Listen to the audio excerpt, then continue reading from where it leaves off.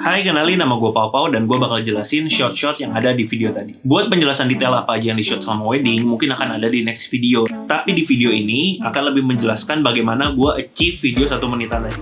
Nggak semua 1 video menitan tadi bakal gue jelasin satu demi satu, tapi bakal gue lebih jelasin ke arah yang video-video yang mungkin nggak gitu lazim, nggak gitu standar.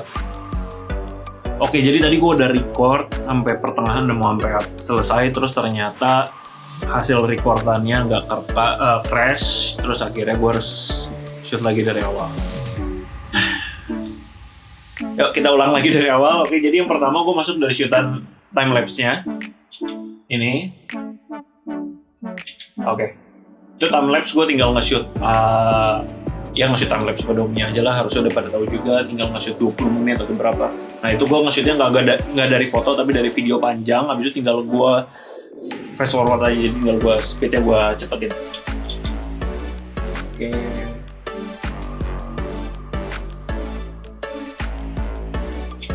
Oke, ini untuk shootan yang jam dan cincin ini nanti gue kasih lihat beberapa behind the scene-nya juga.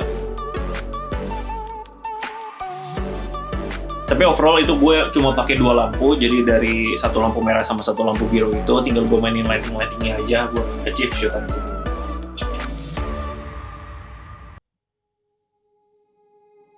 Oke, yang tadi ada video vertigo effect, itu caranya adalah gue jelasin.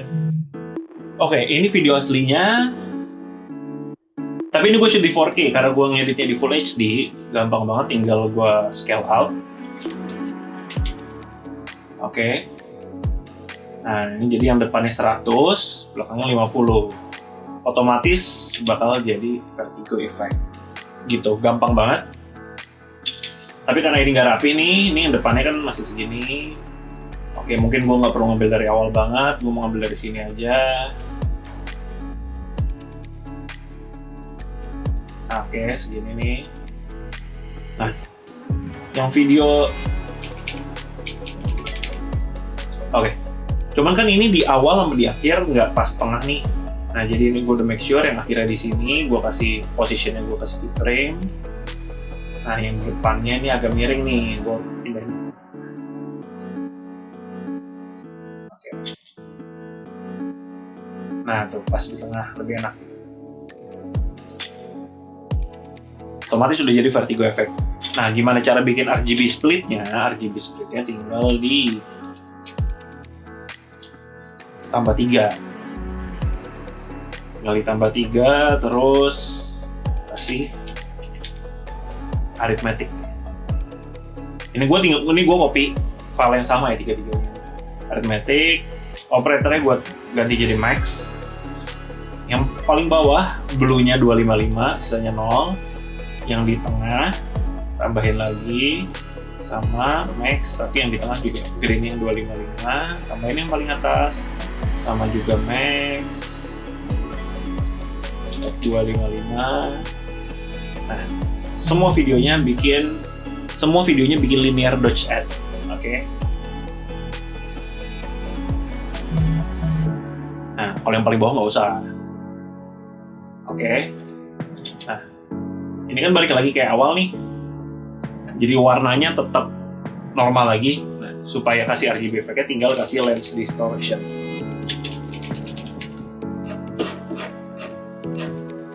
Lens distortion-nya gue taruh di paling atas. Oke. Gue taruh curvature-nya aja yang dipindahin. Gue -5 aja cukup. Oke, ini kayak gini. Ini udah jadi.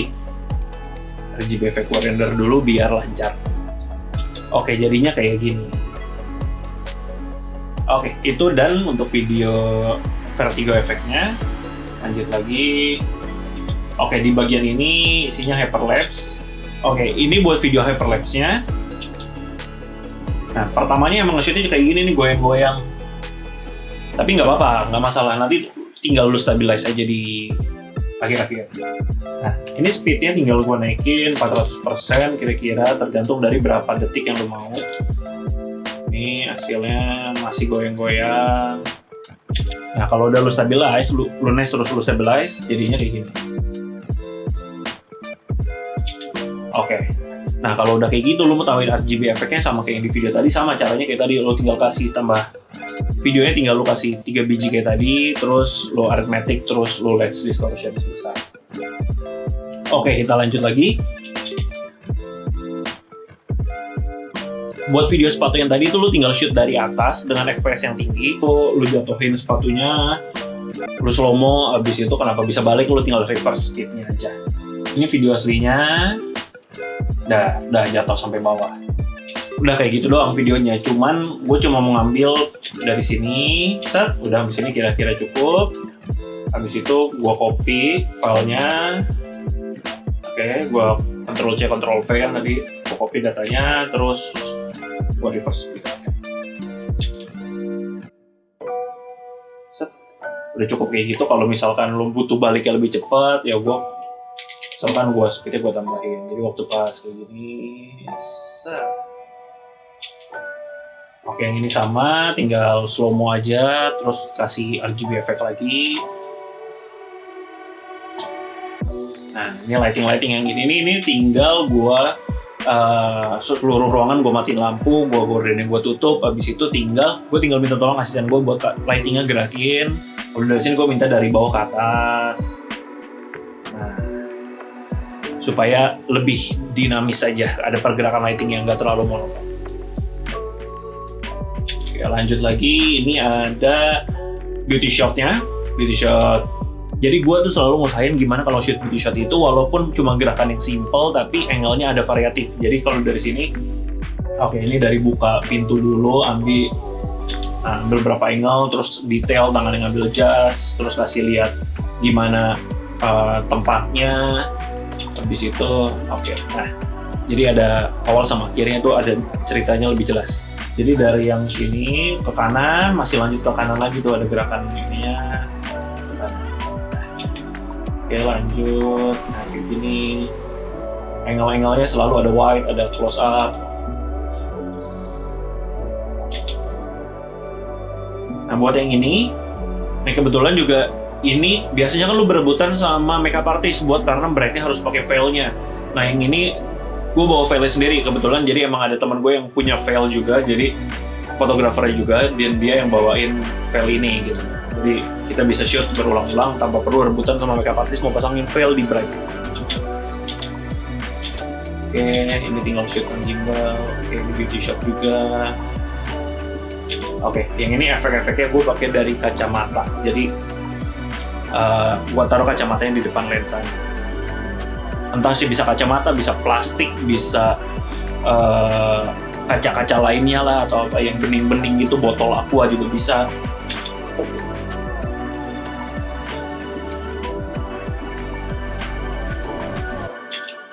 Oke, yang ini gue pakai multiple exposure. Oke, buat multiple exposure, make sure lu punya shootan-shootan yang backgroundnya lebih gelap kayak gini, biar lebih gampang buat nyatuinnya. Nah, ini yang pertama shootan si cewek kayak gini. Oke. Nah, ini shootan yang kedua si cowok. Kayak gini. Oke, jadi yang pertama caranya adalah video si cowok ini gue taruh di atas, yang video si cewek kan kayak gini. Oke. Nah, tapi karena si video cewek juga sama-sama di kanan, jadi yang si cowok gue geser ke kiri. Nah gini pas. Kalau udah video si cowoknya, gue kasih lighten. Jadi bagian si shadow-nya ini bakal hilang, bagian yang gelapnya bakal hilang. Masuk ke video yang di bawahnya yang sama-sama gelap juga. Nah, kalau udah gini kan jadi lebih nyatu nih. Ya kan? Tapi gue nggak mau bagian si tirainya ini nih ngeganggu, karena jadi nggak seamless gitu. Ada kebagi antara cewek sama cowok, gue pengen nyatu. Nah, karena itu gue pakai masking. Ini gue kecilin dulu. Maskingnya gampang, tinggal simple gini aja. Bagian yang ini, yang sebelum si gorden nih, tinggal di satu. Nah, udah buat shoot. Feathernya gedein aja biar lebih smooth. Tapi yang bagian sini masih kelihatan dikit.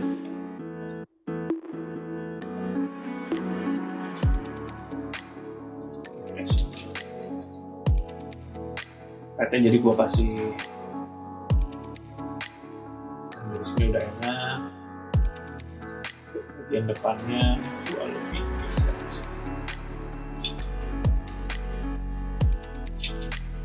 Oke, kalau udah tinggal lu tambahin RGB efeknya sama kayak tadi, hasilnya udah jadi.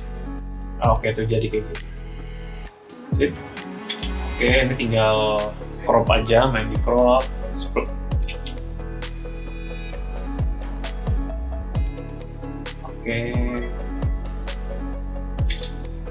Oke. Kalau ini gue tinggal transisi warnanya aja. Saya hitam putih. Timelapse jam. Make sure lu shoot detail-detailnya juga, jadi nggak cuma bride sama groomnya juga, tapi barang-barangnya juga lu shoot. Oke. Nah, ini yang banyak orang suka nanya nih, ini shoot cincinnya gimana sih gitu. Nah, kalau shoot cincinnya itu sebenarnya gue cuma pakai modal lu punya kamera yang punya FPS tinggi. Biasanya gue pakai Sony RX100, cuman kalau untuk yang ini gue udah pakai buat yang ini gue udah pakai A7S3, jadi bisa 240 fps. Nah, ini tinggal di kenapa bisa kayak gitu, modalnya tinggal lu shoot ulang-ulang. Gue juga buat dapetin shoot kayak cincinnya, entah glidingnya pas atau jatuhnya pas di framing, itu biasa gue ulang-ulang. Satu shot biasanya sekitar 20-30 kali. Kalau hoki di bawah itu, kalau gak hoki lebih dari itu.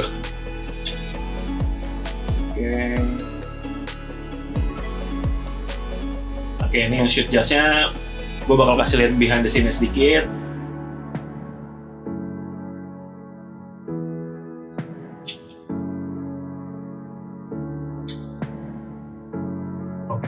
Jadi gue mulai dengan video si groomnya mau ngibas jasnya ke belakang.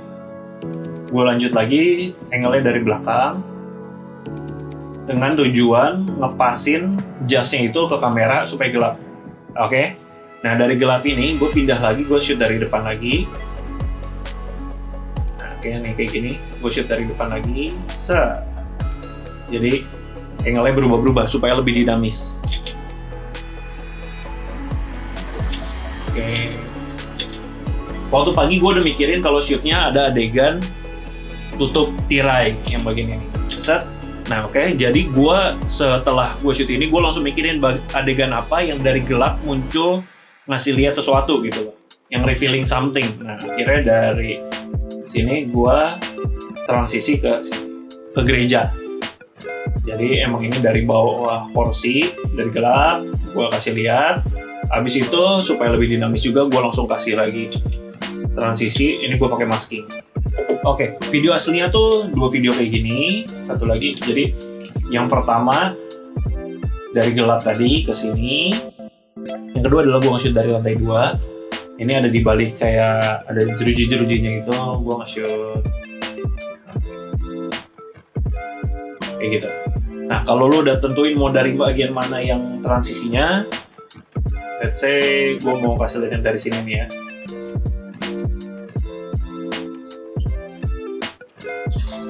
Oke. Gampang ini, jadi gue pindahin dari yang pas bagian sini. Nanti tinggal diatur lagi. Pindahin 100% supaya bisa maskingnya gampang.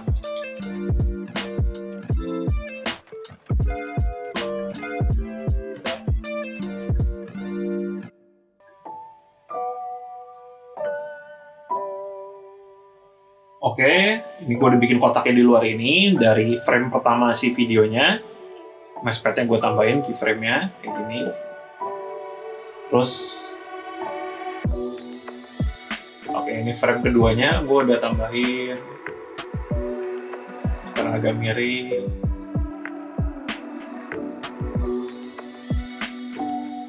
Oke, kira-kira kayak gini.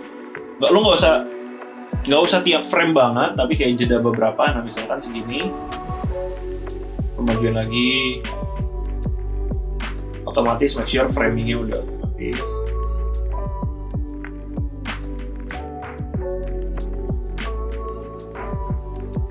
Oke. Kalau lo udah lihat kan hasilnya ini kebalik nih, ya kan? Yang lo pencet invertnya. Jadi waktu pas gini, set. Nah, kayak gitu. Nah ini kan masih nggak enak nih. Fadernya lo tambahin. Jadi video. Oke. Jadi kayak gitu buat teknik maskingnya.